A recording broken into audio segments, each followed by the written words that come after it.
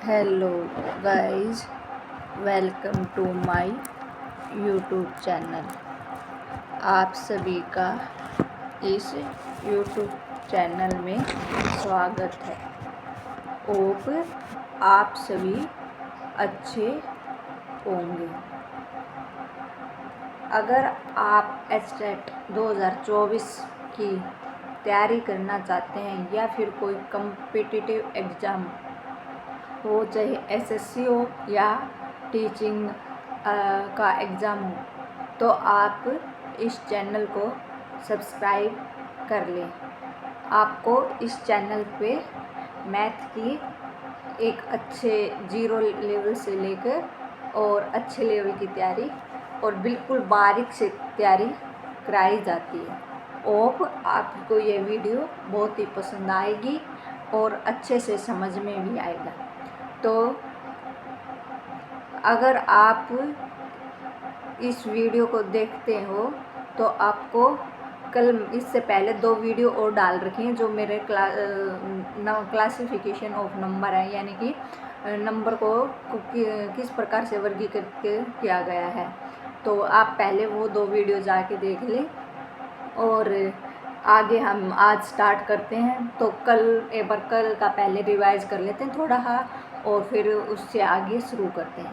तो कल हमने क्या किया था, को प्राइम नंबर बताए थे। को प्राइम नंबर मैंने क्या बताया था कि कोई भी दो संख्या है, कोई भी नहीं, इसमें क्या होते हैं, दोनों क्या होने चाहिए, 2 प्राइम नंबर होने चाहिए। दोनों क्या होने चाहिए, हमारे प्राइम नंबर होने चाहिए। और प्राइम नंबर हमारे क्या होते हैं, मैंने बताया था एग्जैक्टली जिनके 2 फैक्टर हों, जिनके कितने फैक्टर हों, 2 फैक्टर हों, तो वो हमारे प्राइम नंबर कहलाते हैं।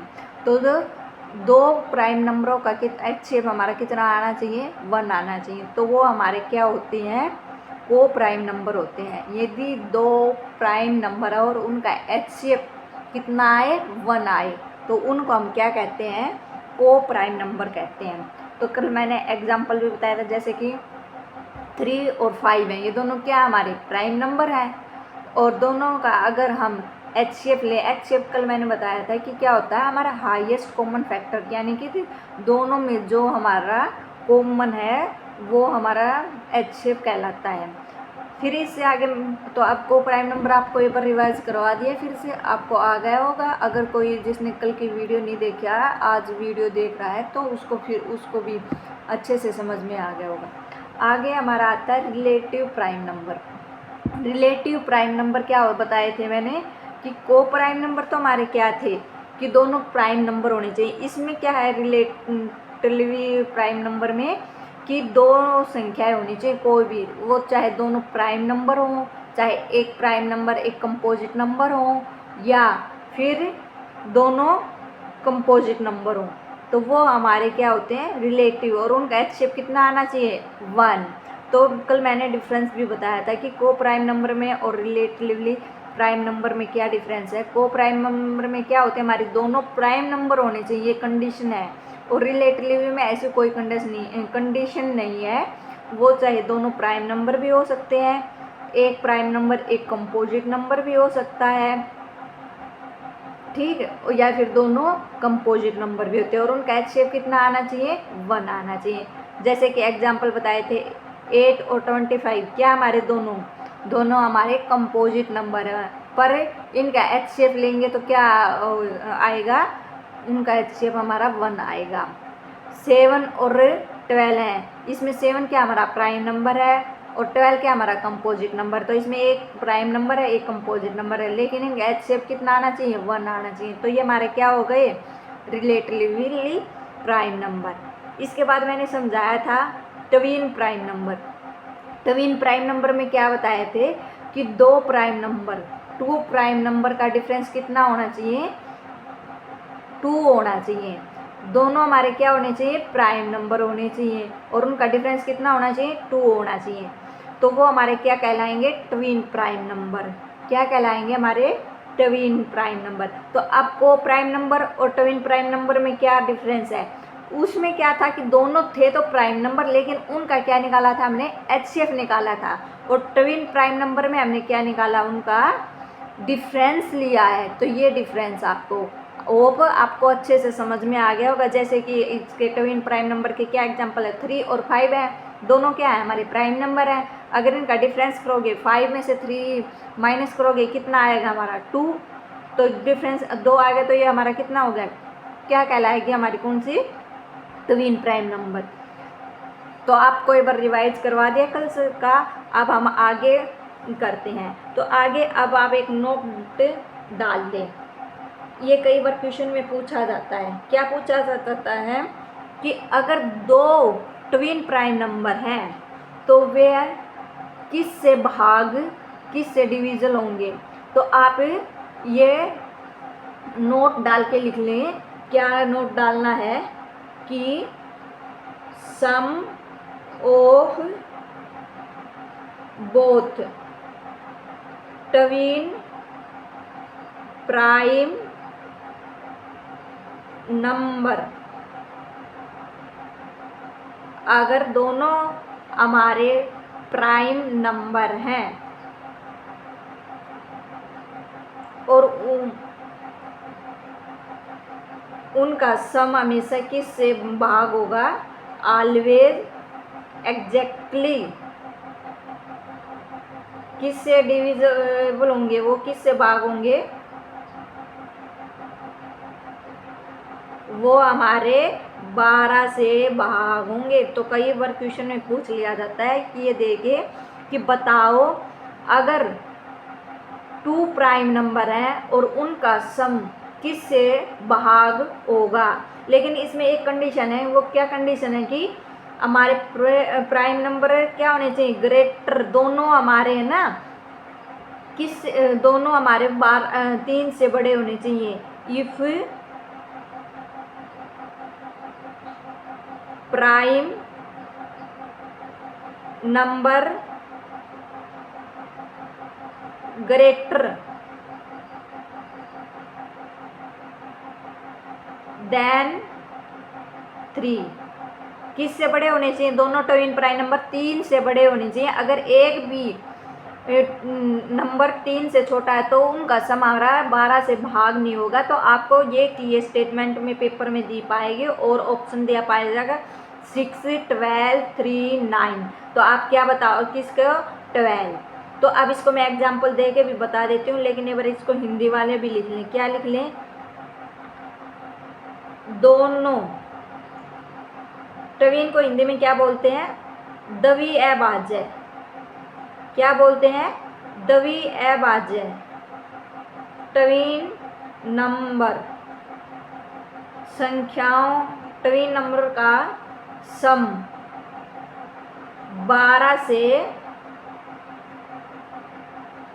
विभाजित होता है। किससे विभाजित होता है, 12 से, 12 से। यदि दोनों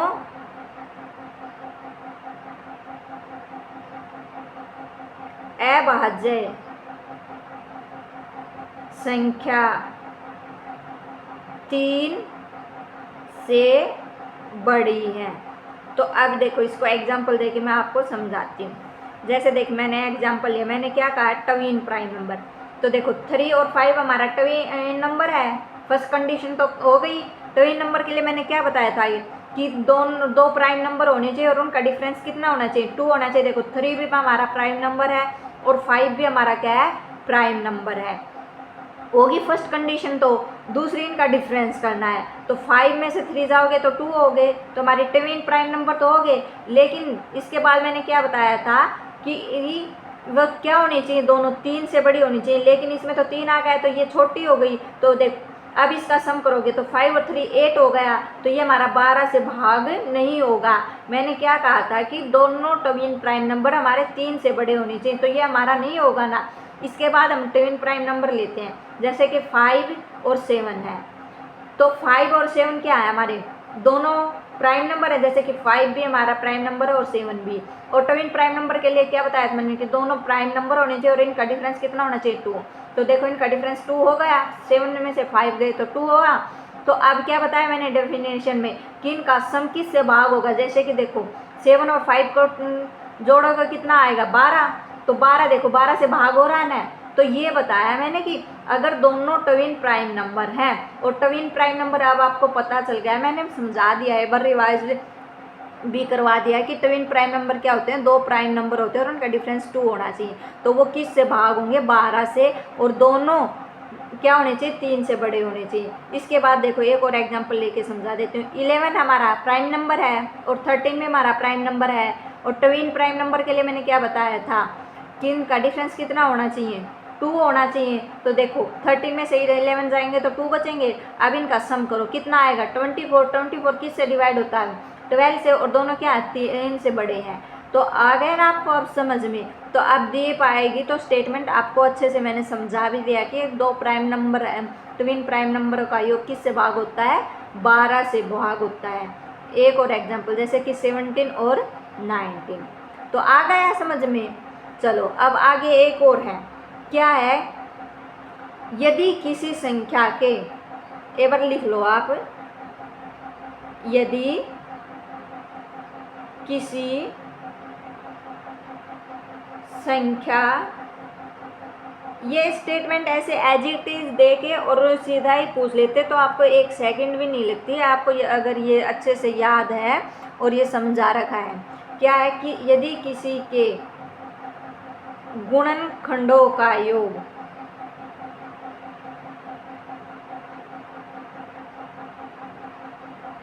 फैक्टर, गुणनखंड क्या होता है हमारे फैक्टर, बताए थे मैंने फैक्टर कैसे किए जाते हैं, पिछले वीडियो में जाके देख लें जिसको पता नहीं हो। संख्या को छोड़कर, क्या है, संख्या को छोड़कर, मैं आगे बार आप नोट कर लो फिर मैं अच्छे से इसको एग्जांपल देके समझा दूंगी। संख्या के बराबर हो तो वह पूर्ण संख्या कहलाती है। क्या कहलाती है, हमारी पूर्ण संख्या कहलाती है। अब ये क्या है मैम, हमें क्या समझ में नहीं आया कि किसी संख्या के गुणनखंडों का योग संख्या को छोड़कर। तो देखो अब मैं आपको एग्जांपल देके समझाती हूँ। तो पेपर में पूछ लिया जाता है कि पूर्ण संख्या क्यों, निम्न में से कौन सी पूर्ण संख्याएं कहलाती हैं। तो अगर आपको कौन सी पूर्ण संख्या ऑप्शन दे देंगे तो आपको पता होगा कि पूर्ण संख्या क्या कहलाते हैं। अब देखो क्या कहा इसने, किसी संख्या के गुणनखंड, तो सबसे पहले जैसे कि हमने 1 लिया तो 1 के फैक्टर तो 1 ही करा, तो गुणनखंडों का योग तो इसमें होगा नहीं, 1 ही आएगा इसका सम करोगे तो और इसने क्या कहा, संख्या को छोड़कर अगर हम हर एक का फैक्टर 1 ही करें, 1 को छोड़ दें तो इसका सम तो कुछ नहीं आया।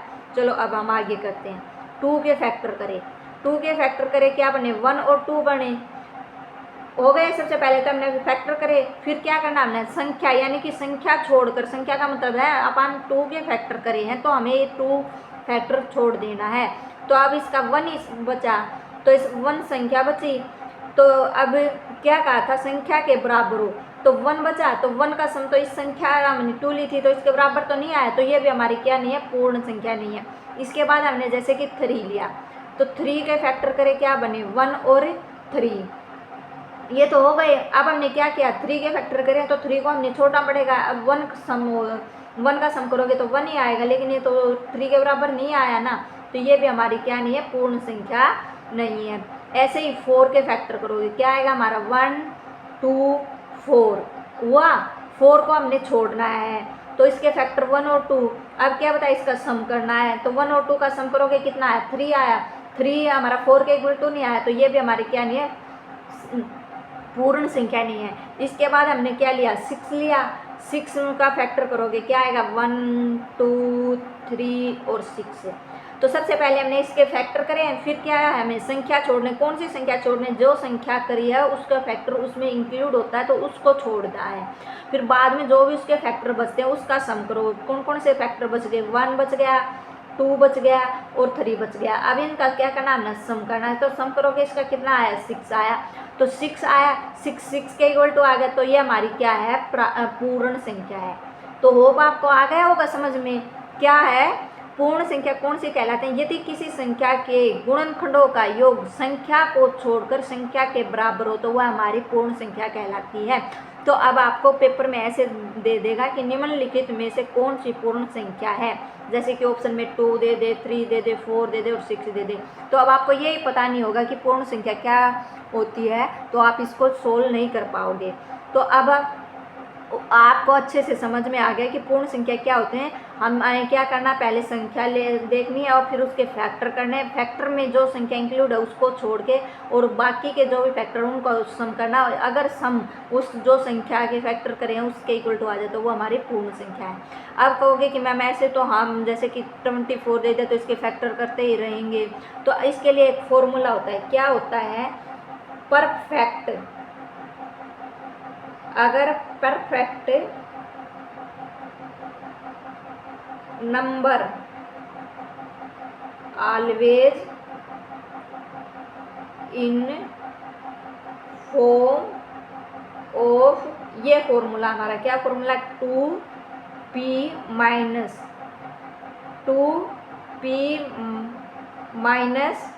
1 वेयर, जहाँ पे अब कहोगे कि मैम p की क्या, p is prime number. p को हमें क्या लेना है, प्राइम नंबर लेना है।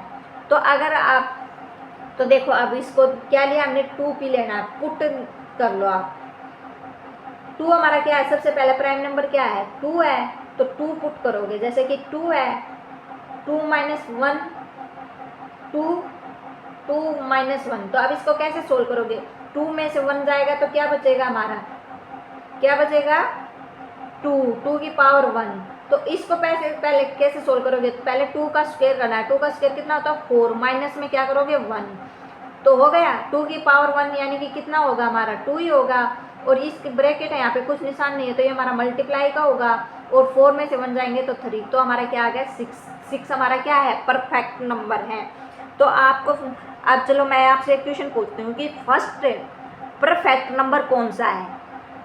तो आप क्या बताओगे, 6 पहला फर्स्ट परफेक्ट नंबर है। तो होप आपको ये परफेक्ट नंबर आपको अच्छे से पता चल गया होगा। ये प्रीवियस पेपर में पूछा जाता है कि पूछा गया है फर्स्ट परफेक्ट नंबर निम्न में से फर्स्ट परफेक्ट नंबर कौन सा है। तो अब परफेक्ट नंबर आपको पहले अच्छे से डेफिनेशन समझा दी, फिर एग्जाम्पल दे के भी समझा दे और फिर फॉर्मूला बता दे कि आप कैसे परफेक्ट नंबर निकाल सकते हो। होप आपको ये अच्छे से समझ में आ गया होगा। तो अब हम आगे करते हैं। तो अब आगे क्या करोगे, ऐसे ही आज आपको एक ये नोट करवा देती हूँ, 4-5 याद करने की हैं। ऐसे ही पूछा जाता है, क्या पूछा जाता है कि लगातार 3 नेचुरल नंबर, यानी कि प्राकृतिक, नेचुरल, इंग्लिश वाले नेचुरल संख्याओं का गुणनफल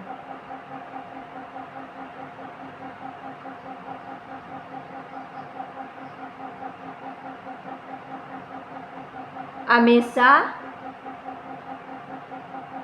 किससे विभाजित होगा, 6 से पूर्णतः विभाजित होगा। तो अब इसका क्या मतलब है, क्या मतलब है इसका, अगर आपको कोई भी 3 कंटिन्यू नेचुरल नंबर दे दे, जैसे कि देखो 1 दे दिया, 2 मल्टीप्लाई 3 हो गया। अब इसकी मल्टीप्लाई करोगे तो कितना आएगा, 6। तो यह किस से विभाजित होगा, इनका जो गुणनफल आता है, जो इनकी मल्टीप्लिकेशन आती है वो किस से विभाजित होगी, वो हमेशा 6 से विभाजित हो जाएगी। जैसे कि पीछे मैंने बताया था कि 2 प्राइम नंबर है, क्या बताया था कि 2 प्राइम नंबर वो का सम किस से भाग होगा, 2 प्राइम नंबरों का, लेकिन वो 3 से बड़े होंगे तो वो 12 से भाग होंगे। ऐसे ही अगर कंटिन्यूटी 3 नंबर दिए हैं कोई भी, तो उनका मल्टीप्लिकेशन किस से भाग होगी, 6 से होगी। चलो अब आगे एक और करके दिखाते हैं, जैसे कि 2 मल्टीप्लाई 3 मल्टीप्लाई 4 दे दिया, तो इसकी मल्टीप्लाई कितनी आई, 24 किस से भाग होगा, 6 से आएगा। तो अब ऐसे ही क्वेश्चन पूछ लिया जाता है कि या तो ये डेफिनेशन दे के ही पूछ लेंगे कि कंटिन्यूटी 3 नेचुरल नंबर का गुणनफल मल्टीप्लिकेशन किससे भाग होगी, या फिर इसको ऐसे ही लिख दिया जाता है। देखिए हमारा n है, फर्स्ट है, इसको हम क्या मान लेंगे, n मान लेंगे। ये है हमारा 2 है, 2 कैसे आएगा, n माना है हमें, n क्या माना, 1 प्लस में हम क्या कर देंगे 1 हो गया। अब हमारा 3 है, ये 3 कैसे आएगा, हमें n फर्स्ट प्लस में 2, तो आपको ऐसे भी देगा और फिर पूछेगा ये किस से विभाजित होगी इसकी मल्टीप्लिकेशन, तो ये इससे बना हुआ है। जैसे कि n हमने 1 पुट कर लिया, इस पे 1 प्लस 1 2 करोगे और यहाँ पे 1 प्लस 2 3, तो इसकी मल्टीप्लिकेशन किस से भाग होगी, 6 से होगी। तो दोनों ढाल पूछ लिया जाता है, ऐसे भी दे के पूछ लेते हैं और सीधा भी पूछ लेते हैं कि बताओ 3 कंटिन्यूटी नेचुरल नंबर की मल्टीप्लिकेशन किस से भाग होगी। तो आपको ये याद रखना और अच्छे से याद, क्या अब तो आपको समझा दिया, याद रखने में भी नहीं है, आपको अच्छे से समझ में आ गया होगा। ऐसे ही देखो इसका एक और भी बनता है, क्या बनता है, जैसे कि हम क्या ले लेंगे n-1 हो गया, बीच में हमने क्या ले ली n, तो n हमने मान लिया, क्या मान लिया 3 मान लिया, 3 है तो 3 - 1 जाएंगे तो 2 हो गया, और यहाँ पे दे देंगे n प्लस में 1। तो ये भी दिया पा सकता है, ये भी, ये हमारे previous year Chandigarh PRT paper में पूछा गया है कि बताओ ये किससे, एक ऐसे भी होता है n की 3 - 1, तो ये किस से भाग होगा। देखो अब इसको सोल्व किया, क्या होगा कि मैम ये तो आपने नहीं बताया, लेकिन आपको इतनी मतलब कि एक बार इतने अच्छे से समझा दिया कि आपको ये देख के सोल्व करना आ जाएगा अच्छे से। जैसे कि देखो इसको कैसे सोल्व किया है, n3 है, इसमें से हमने क्या कॉमन काट लिया, n कॉमन काट लिया, तो क्या बचा हमारा n² - 1 बचा, ये बच गया।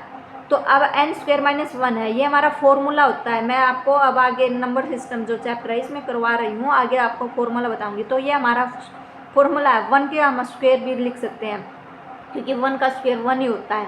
तो अब इसका आगे सोल्व करोगे तो देखो n हो गया हमारा, ये फॉर्मूला होता है हमारा n² -